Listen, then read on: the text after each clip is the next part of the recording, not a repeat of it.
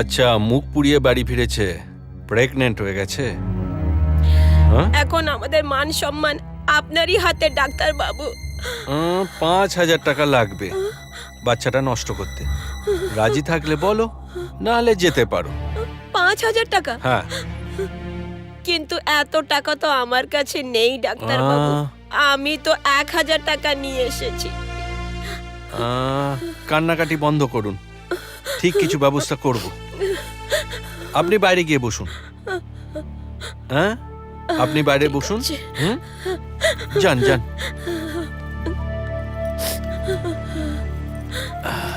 এসো তুমি, চলো শুয়ে পড়ো। এসো এসো এসো এসো, এখানে শুয়ে পড়ো, নিশ্চিন্তে শুয়ে পড়ো। হ্যাঁ, এসো। হ্যাঁ, শুয়ে পড়ো। আরে ওন্নাটা তো সরাও। আরে ডাক্তারের কাছে কি?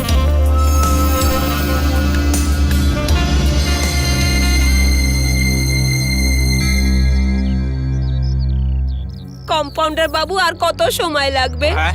আরে এই তো শুরু করলো, পরিষ্কার করতে তো একটু সময় লাগবে, তাই না? হ্যাঁ। কি হলো ভাই, বাল্বটা জ্বলছে না কেন? মাসি, আপনার ইলেকট্রিক তার আর বাল্ব দুটোই খারাপ হয়ে গেছে। আপনি বললে লাগিয়ে দিই। হ্যাঁ, লাগিয়ে দাও।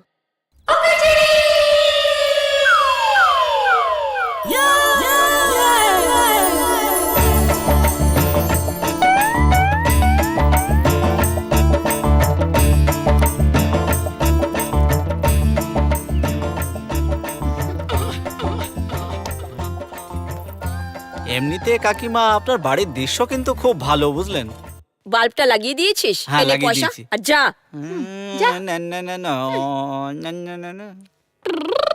কি রে, কাপড় চোপড় ঠিকভাবে পরতে পারিস না? একটুও হুঁশ নেই তোর যে ওই ছেলেটা তোকে বারে বারে কেন দেখছিল? তো কি হয়েছে মা? ঝিলের পাড়ে যখন ছেলেটা স্নান করে কাপড় ছেড়ে, তখন তো আমিও দেখি। হে রাম, এই মেয়েটাকে যে কিভাবে বুঝাবো? আরে তোর বয়সের মেয়েরা বিয়ে করে বাচ্চার মা হয়ে বসেছে। এত বড় হয়ে গেছিস কিন্তু বুদ্ধি শুদ্ধি নেই। আজকের থেকে বাড়িতে বাইরে যাবি না, ঘরের সব কাজ তুই করবি, রান্না বান্না সব করবি। কিন্তু মা, আমি তো খাবার বানাতেই জানি না। আরে তো শিখে নে না, শ্বশুর বাড়ি যাবি তো কাজে লাগবে। তুই শিখে নে না, যে শ্বশুর বাড়ি যাবে কাজে লাগবে। নমস্কার সম্ভাবী দিদি। নমস্কার। কেমন চলছে আপনার প্লট শিক্ষা অভিযান? হ্যাঁ, অল্প একটু উন্নতি হয়েছে। হ্যাঁ, এখন শিক্ষার গুরুত্ব বুঝতে শুরু করেছে। আর আপনার এই অন্ধবিশ্বাস নির্মূল? অন্ধবিশ্বাসের সাথে ধর্ম জুড়ে আছে আসলে। লোককে এই অন্ধবিশ্বাস থেকে বার করে আনতে একটু তো সময় লাগবে। এটাও ঠিক। যাই হোক, আমরা চেষ্টা চালিয়ে যাচ্ছি। আচ্ছা, নমস্কার, আসি তাহলে। নমস্কার।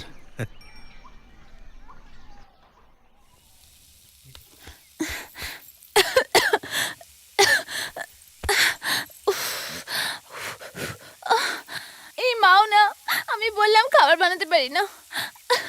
না, শিখে নে, শ্বশুর বাড়িতে কাজে আসবি। কিছু কর কাজেরই, কিছু কর, না হলেই উনুনের সামনেই তোকে সেদ্ধ হতে হবে।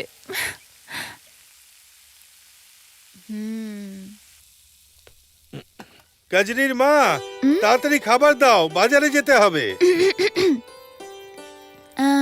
বাবা, আসো বসো না, আমি খেতে দিচ্ছি। আরে মা, তোর এ কি অবস্থা? আরে কাজ করতে করতে হয়েই যায় বাবা। আচ্ছা।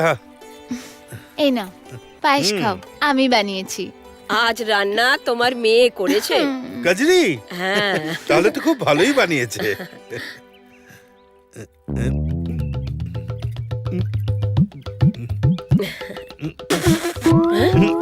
আরে এ কি, পায়েসে নুন দিয়েছিস কেন? ভুল করে হয়ে গেছে বাবা, তুমি এটা খাও নাও, আমি তোমার জন্য বানিয়েছি খুব ভালোবেসে। ওহো, আরে মা, রুটিটা তো বেশ গোল আর সুন্দর বানিয়েছিস। শিখছি।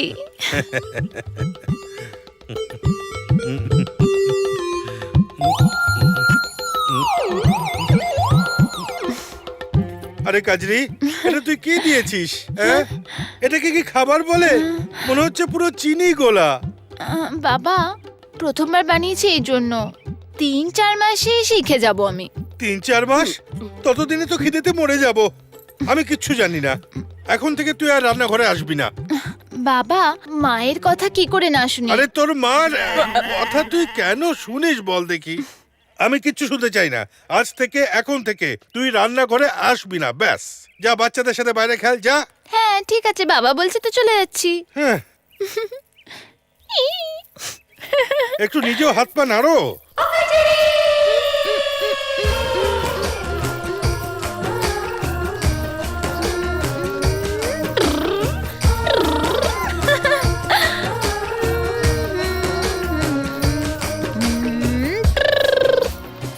ঘরের সব কাজকর্ম আমারই করতে হবে, আর ওই মহারানী ঘুরে বেড়াবে সারাদিন। আর কি বলবো, ওর বাবা তোকে মাথায় চড়িয়ে রেখেছে। আমার তো কেউ কথা শুনবে না। আগে নমস্কার।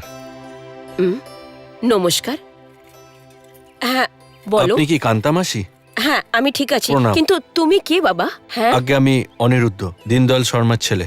দীনদয়াল শর্মা। ও, তো তুমি অন্নু, সবিতার ছেলে। হ্যাঁ হ্যাঁ, এবার চিনেছি। এসো এসো, বসো। কত বড় হয়ে গেছো। এতটা ছিলে যখন তোমাকে দেখেছিলাম। তোমার মা আর আমি খুব ভালো বান্ধবী, খুব বন্ধুত্ব ছিল আমাদের। সেই মুহূর্তটা এখনো মনে আছে, যখন তোমার মা বাবা তোমার মামার সাথে দেখা করার জন্য শহরে গেছিল। হঠাৎ ওখানে দাঙ্গা হয়ে যায়। তুমি তো বেঁচে গেছো, কিন্তু তোমার মা বাবা দাঙ্গাতে মারা যান। তখন তো তোমাদের প্রাসাদটা খালি পড়ে আছে। যাকগে, তুমি এসে গেছো না, এখন সব ঠিক হয়ে যাবে। আচ্ছা একটা কথা বলো, তোমার মামা কেমন আছেন? উনি ভালো আছেন, উনিই বলেছিলেন আপনার সাথে দেখা করতে। আচ্ছা। আরে কান্তা, কে এসেছে? আরে একটু ভালো করে দেখো, না। এটা হলো অন্নু, সবিতার ছেলে। আচ্ছা, প্রণাম। ভালো থাকো বাবা, ভালো থাকো। এটা জেনে ভালো লাগছে যে তুমি দীনদয়াল বাবুর ছেলে। এমনিতে তুমি এখানেই থাকবে না শহরে যাবে? এখানেই থাকবো ঠিক করেছি। এ তো খুব ভালো কথা। আচ্ছা, তোমার খাওয়া দাওয়ার ব্যবস্থা হয়েছে? হ্যাঁ, একা মানুষ, নিজেই বানিয়ে নি। দেখছো তো, হুম? এ ছেলে হয়ে নিজের কাজটা নিজেই করে। আর একটা হচ্ছে তোমার মেয়ে কাজী। কি কাজরি আপনাদের মেয়ে? হ্যাঁ, তুমি চেনো ওকে? হ্যাঁ, একটু একটু। এই যোগ্য যে পরে আসবে তাকে হনুমান বলা হবে। দেখে চলতে পারো না, চোখ না বোতাম, পুরো গুটি ফেলে দিল আমার। আমি তো ভদ্র মানুষের মতো হেঁটে যাচ্ছিলাম, তুমি টাট্টু ঘোড়ার মতো লাফাতে লাফাতে যাচ্ছিলে এদিক ওদিক না দেখে। এই টাট্টু ঘোড়া কাকে বললি? এই গ্রামবাসীরা আসবে না, তোকে মেরে মেরে না বুঝিয়ে দেবে টাট্টু ঘোড়া কি। তাও আবার লেট চালা। এই গ্রামের মানুষগুলোই তোমাকে মাথায় চড়িয়েছে। আমার পাল্লায় পড়লে না, তোমার চুলের এই বিনুনি কেটে গোটা গ্রামে ঘোরাতাম, তারপর নাকি? দেখতাম গ্রামের লোক কি করতো। আমার বিনুনি কাটবি? ঠিক আছে, নে নে কেটে ফেল, কেটে ফেল, কাট। ভয় পেয়ে গেলি? কি রে, কাট না। ভয় পেয়েছিস? কাট না, কেটে ফেল। যদি দম থাকে তো কাট। ঠিক আছে ঠিক আছে, মা যদি তাড়াতাড়ি না ডাকতো না, আমি তোমাকে দেখে নিতাম। ঠিক আছে।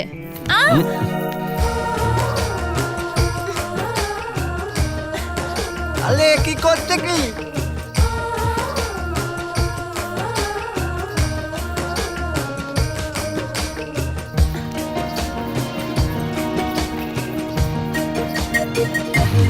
তোমার নাম?